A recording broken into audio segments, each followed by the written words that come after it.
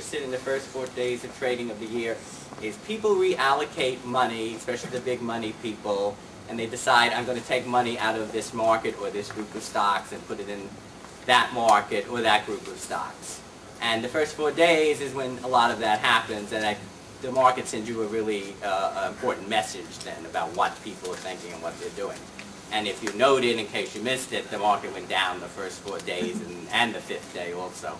And there's research that goes back to probably the 1920s that realized this happened and said it was significant. So there were dozens and dozens of studies. So this goes way, way, way back.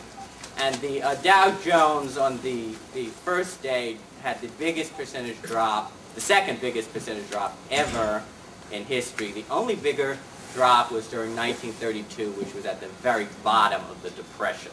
And the Japanese market had the biggest drop ever on the first day. So this certainly seems very, very negative. And you know, the S&P went down, and you see support was broken. The S&P, the Dow, the Nasdaq, the Russell, it doesn't matter.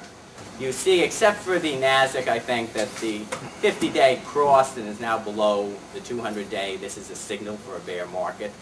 The Russell, it's existed since, I think, August, and those are small caps. So that tells you people left small caps long ago.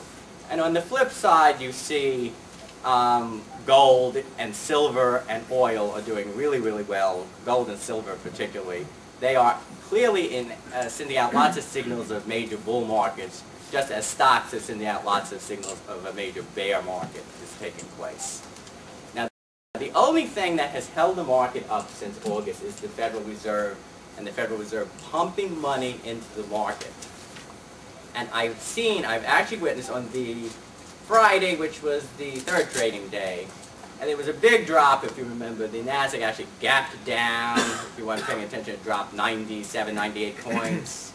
That day, the Fed came in and said, we're going to be pumping more money in the market in our brand new auction facility.